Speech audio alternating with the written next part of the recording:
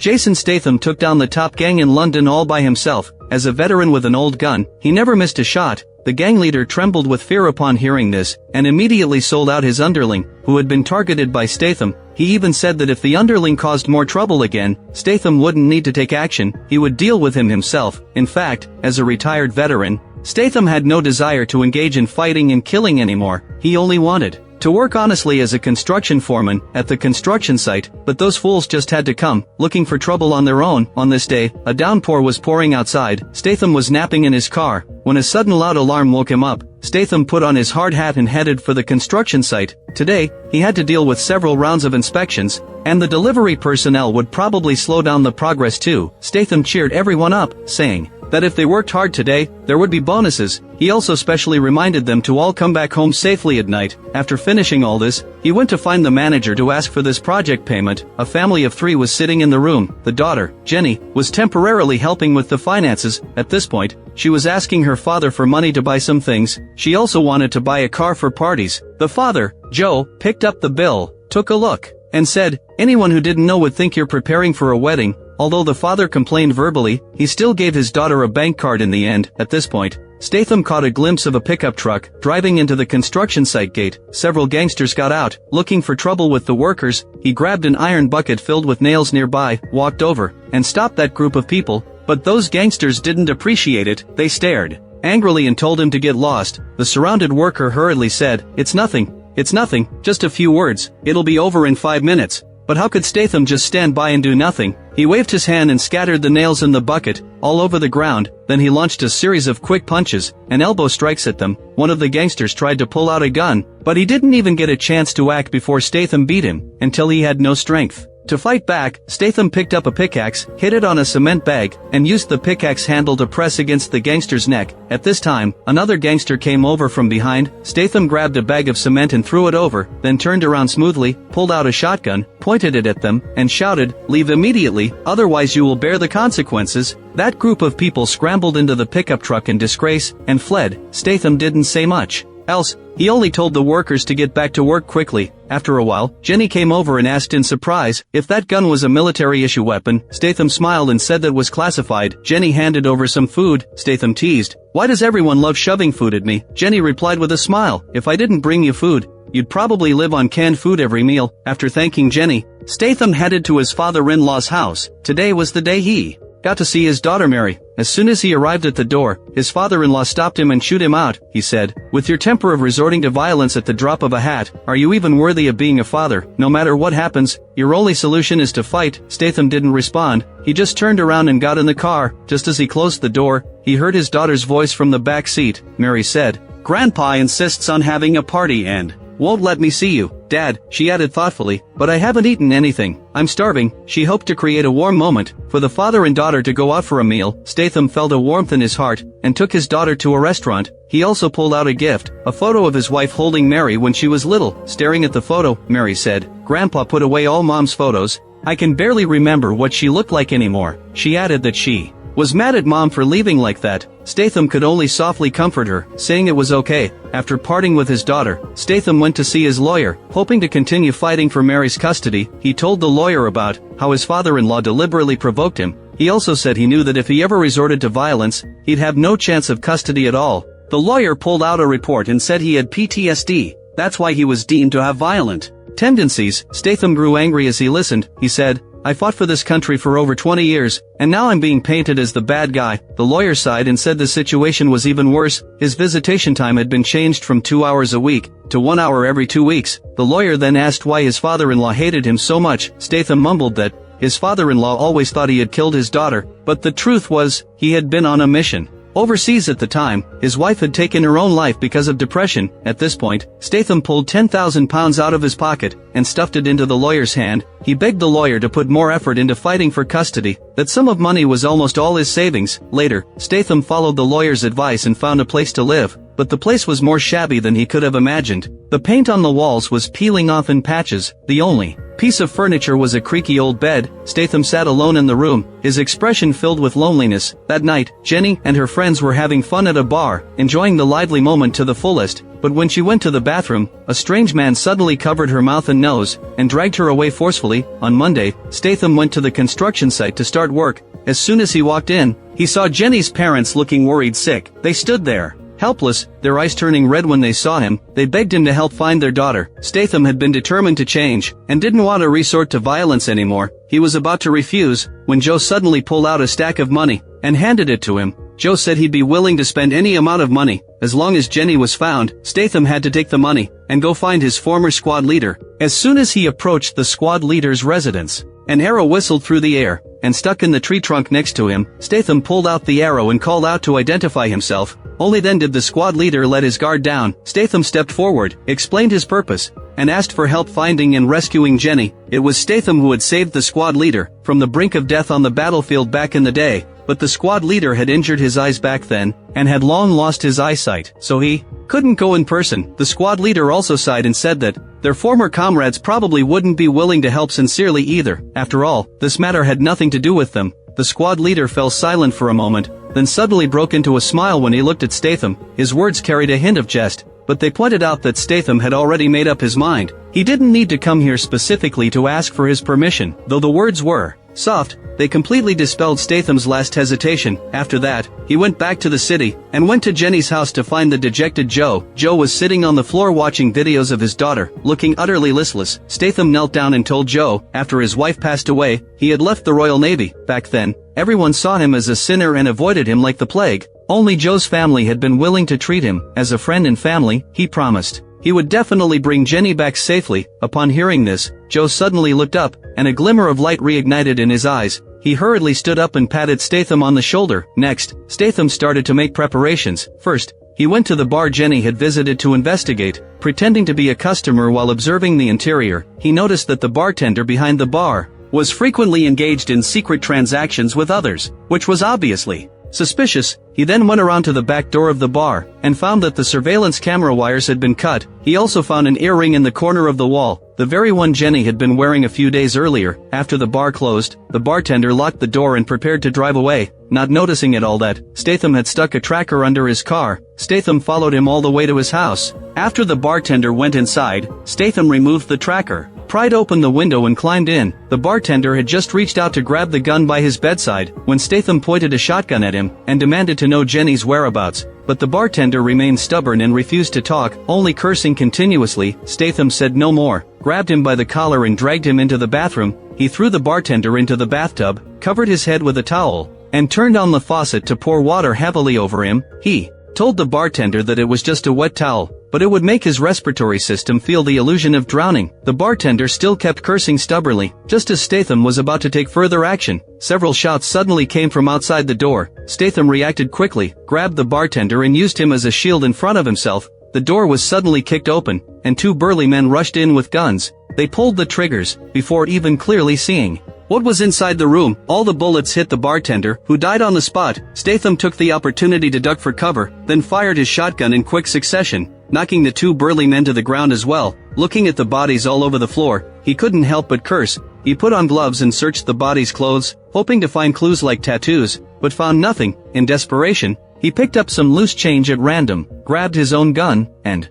left the scene. The next day, Statham staked out outside that building. Sure enough, he saw three men coming over. He hid in his car and silently noted their features. After the three men got into the house, they all looked stunned when they saw the scene inside. It seemed as if their men had killed each other the night before. But the leader soon noticed key issues. His $90,000 were missing, and after checking the bodies, he found that his men had been killed by a shotgun, and no one would dare rob them casually. First, the leader called someone to clean up the mess. Before long, a van pulled up downstairs. Several women got out, carrying professional cleaning tools and oil barrels in their hands. They skillfully dismembered the bodies and put them into the barrels, then used detergent to wipe the bloodstains on the ground clean. In a short while, the remaining gang members came out of the building, got into the car and drove away. Statham immediately drove to follow them. The car took many detours and finally stopped in front of a villa in the suburbs. Statham hid his car in the woods, slung his gear over his back, and climbed up to the middle of the mountain. He found a hidden spot and kept an eye on the movements inside the villa. Inside the villa, the gang leader raised his hand and slapped his wife. Statham couldn't help but frown. After the gang leader's underlings and his wife had all left, Statham slipped in through the side door. He lifted his hand, splashed coffee in the gang leader's face, then knocked him down with a punch. While waiting for the gang leader to wake up, Statham even toasted 2 slices of bread in the kitchen. Later, he tied the gang leader to a chair by the swimming pool, and tied the chair legs to an iron hook on the wall, with a rope. As long as the rope was cut, the person would fall into the pool. They talked for a few words. The gang leader could tell Statham wasn't someone to be messed with, but he still stuck out his neck and spat out a swear word. Statham raised his hand and slapped him twice, saying this was payback for his wife. After speaking, he scattered the money he had picked up earlier into the pool, took out his phone and asked the gang leader about Jenny's whereabouts. But the gang leader still remained stubborn, spitting out harsh words non-stop. Statham didn't waste any more words. He swung his knife and cut the rope. The gang leader plopped into the pool. Statham picked up the gang leader's phone, turned around and left, planning to go back and investigate thoroughly. Not long after, professional cleaners arrived at the villa and fished both the body and the money out of the pool. At this point, a more influential figure walked in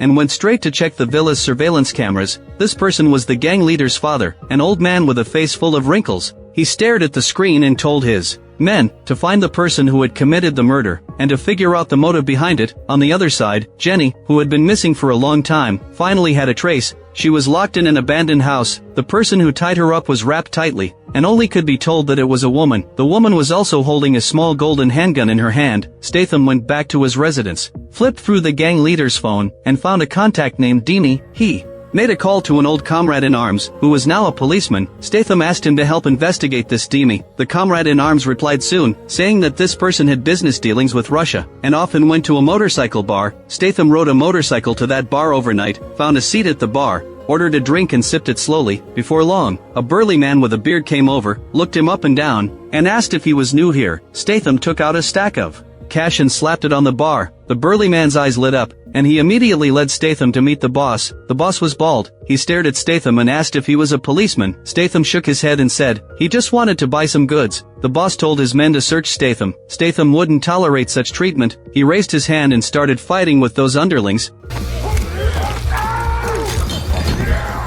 At first, the boss didn't take it seriously, but he watched as his men were knocked down. One by one, even the most skilled one, holding a wine bottle, couldn't get close to Statham. If the fight continued, someone would be killed. The boss quickly called a stop, stepped forward and shook hands with Statham. After talking, they found out that the boss was also a veteran. Statham immediately said he was in the business of trading goods, and wanted to cooperate long-term. The boss didn't suspect anything and told him to go to a restaurant for the transaction early there. Next morning, the next day, Statham arrived at the restaurant. The burly man told him to pay first, and a woman beside him was pointing a gun at him. As soon as they got the money, the other side only threw a mobile phone to him. Statham grabbed the sauce on the table, and poured it onto the burly man's plate, threw down a few harsh words and left. As soon as he got in the car, the bar boss called, saying the goods were under his seat, then hung up immediately. Later, Statham stopped the car and threw that package into the small river. It was obvious that he did this only to verify some information. On the other side, a car took Jenny to a villa. A bald millionaire bought her, simply because the girl reminded him of a painting.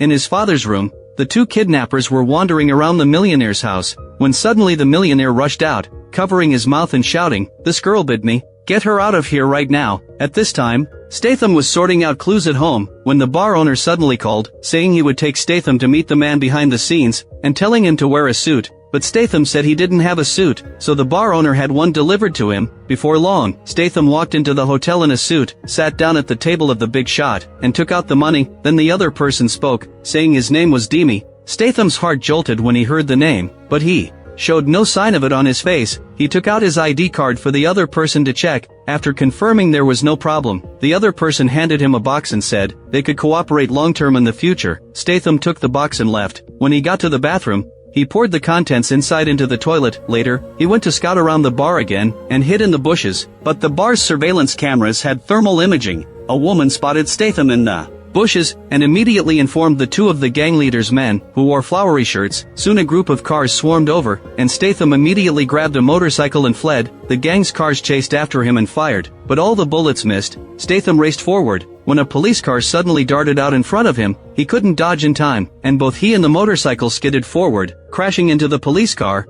Unexpectedly, the police had long been bribed by the gang. Statham was just dragged onto a truck by the men in flowery shirts. When he woke up, the men asked him what he wanted with Demi. Statham glanced at their flowery shirts and mocked. Dressed like a parrot, the man in red got angry and told his accomplices to tie Statham's feet. Wasn't this just giving Statham a chance? Statham kicked the man next to him away with one foot. The inside of the truck immediately descended into chaos. The driver sensed something was wrong and slammed on the brakes, but only his own men suffered. Statham grabbed a rope, wrapped it around the man in green, and was about to strangle him. The man in red pulled out a gun and fired randomly at the truck's interior, while the driver also drew his gun and aimed it at the back of the truck. Statham instinctively pulled the man in red's hand, and the gun went off. The driver fell dead on the spot. Both of them were stunned. The next second, the truck lost control and rolled over. Statham grabbed a hammer, broke the leg of the man in green, picked up a gun, and shot the remaining men one by one. He kicked open the door and walked out. Seeing the truck stuck by the river, he stepped forward and gave it an extra kick, then calmly watched as the vehicle sank to the bottom of the river. The old man was staring at the bodies of the men in flowery shirts that had just been fished out. These were the juniors he treated like his own children. The old man immediately decided to declare war. At the same time, the kidnapper found Demi. Demi grabbed him and roared. Jenny actually bit off half of the millionaire's face. Just the stitches alone cost 200,000. He questioned the kidnapper. Do you know how much I've lost? Now the millionaire had only one demand: kill Jenny. On the other side, the old man went to the London gang and said, my son was killed. The gang said they would send him 2 men, then kicked him out. The old man led a group of his men into a nightclub, and one of his men immediately picked up a machine gun and started firing. The guests present were scared out of their wits and fled in all directions. Then a burly man stepped forward and punched Demi in the face. After that, the old man sat down and brought up the matter of Statham killing his men. Demi looked confused about this. He didn't freeze until his men presented a photo of Statham. It turned out that the collaborator was Statham. He quickly explained that he had only had a brief interaction with Statham, then suddenly remembered he had a photo of Statham's ID card. He hurriedly took it out to show his loyalty. The old man glanced at him and warned, Statham is coming for you, then stood up and left. After returning, the old man ordered his men to investigate Statham's background. Learning that Statham had been a Royal Marine, he immediately sent men to Statham's father-in-law's house to arrest someone. Before long, Statham received a call from his daughter Mary's school, saying that Grandpa hadn't come to pick up the child. He had a bad premonition and hurried to pick up his daughter. In the car, Mary teased, Dad, you wouldn't have killed Grandpa, would you? Statham said seriously that he might have gotten into trouble. Mary exclaimed, oh my God, you really killed Grandpa? Statham responded solemnly that he seemed to have provoked some people, and now he had made up his mind never to let the people he cherished be harmed. The implication was that he would wipe out all threats. Soon he went back to his father-in-law's house and found that the house was actually on fire. He told his daughter to stay where she was and rushed into the house alone to check. Luckily, his father-in-law was only tied up and lying on the floor, unharmed. Statham picked up his father-in-law, broke through the door and rushed out. On the steps, the 3 generations started talking. His father-in-law complained to Statham about bringing the shadow of violence to the family, but Mary defended her father, saying that her father could have ignored him but still saved him. After hearing this, his father-in-law's attitude really softened. Later, Statham told his father-in-law to go to the hospital first to take shelter, while he himself planned to send Mary to the blind squad leader's place. After talking with the squad leader, Statham's determination became even firmer. His comrade in arms took him to a private arsenal, which housed all kinds of sophisticated weapons, even a golden Alaska and a silenced M4. Finally, his comrade in arms took out the M14 rifle he had used during the war. Statham decided to use this gun to end all disputes. The serial number of this gun had long been worn off. Just like Statham himself, he comes and goes without a trace. When he acts, he can take down his opponents silently. After promising his daughter that he would definitely come back, Statham set out on his journey to clear the obstacles. On the other side, the kidnappers were planning to take Jenny to the wild countryside to kill her to silence her. At this point, Jenny woke up, murmuring prayers non-stop. She suddenly kicked out when the kidnappers weren't looking. The car lost control, crashed into a tree and came to a stop. Jenny took the opportunity to get out of the car and run away. Then she met policemen on the road. She thought she would be saved, but Unexpectedly, these policemen had long been bribed by the underworld. They handed her back to the kidnappers. The kidnappers dragged her to the poolside, ready to kill her. At this time, the millionaire who had been bitten called, demanding that Jenny be taken to his villa, and giving up the idea of killing her. At the same time, Statham sneaked into Demi's nightclub, and took down the guards at the door. He then planted a sticky bomb on a thug, successfully blowing the remaining guards to the ground. The guards inside the nightclub were also easily taken down by Statham. Demi hurriedly pulled the woman beside him over, pointed a gun at her and used her to threaten Statham. Statham didn't hesitate. He shot through the palm of Demi's hand that was holding the gun. After that, Statham didn't say anything more. He told the woman to take Demi's money and leave to live her own good life. Then he pointed the gun at Demi, took out Jenny's photo and asked about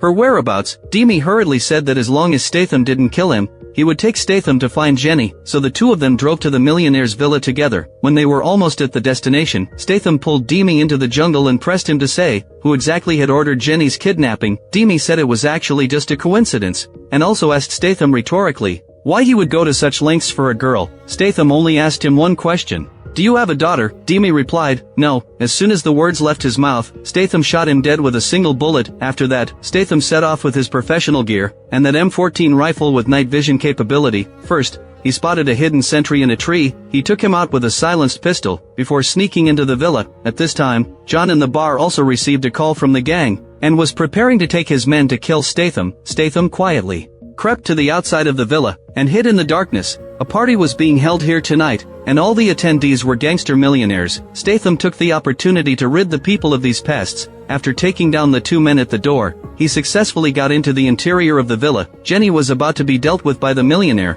on the second floor. Just as the millionaire was about to act, Statham threw a grenade. An explosion occurred on the first floor. When the people on the second floor noticed it, they quickly crouched down. Then Statham pulled out his M14 and fired without mercy, hitting every target with a single shot.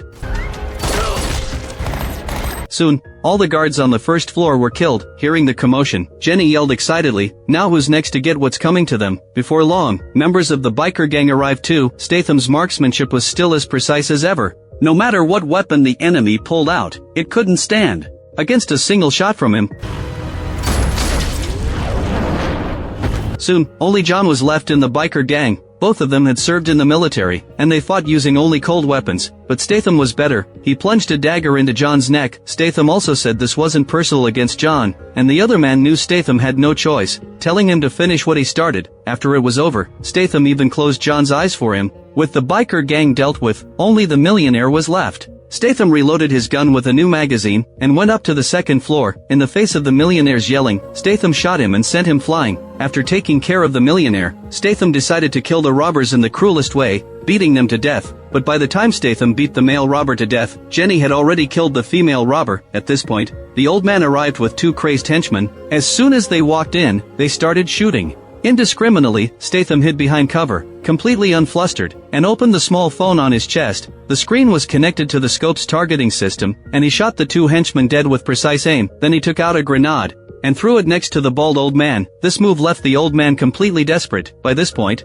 all the bad guys had been killed except the old man. Statham took Jenny and rode away on a motorcycle. The old man called the gang Alliance, and begged them to send men to kill Statham, but the gang leader said, "The devil has gotten what he wants, let him go." He added that if the old man insisted on pestering Statham, he would send someone to kill the old man. There was nothing the old man could do. This matter had to end here. The old man stood alone, roaring in helpless rage, while Statham took Jenny to a friend's house.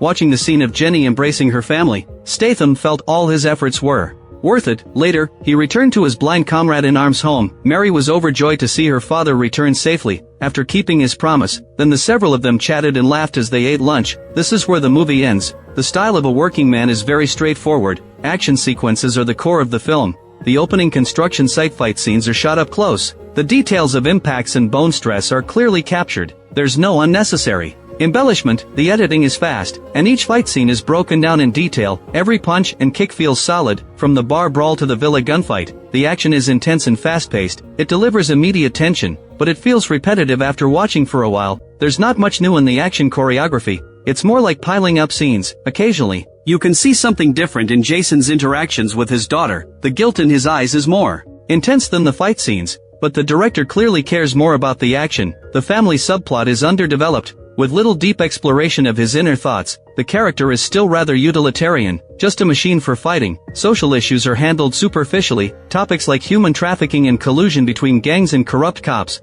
are mentioned but not explored in depth. The Russian gang leader only has a brief appearance, and speaks a few harsh lines, lacking any depth. The logic behind the corruption is also not explained clearly, it's more like a background set piece thrown together to give the main character a reason to keep fighting, but it's qualified as an action movie. Statham's powerful action and the fast pace keep viewers thoroughly entertained. As Jason Statham gets older, there's a shortage of successors among Hollywood action stars. Each such action movie is one less to watch. We can only watch and cherish them while we can. If you like my channel, please give it a thumbs up and subscribe.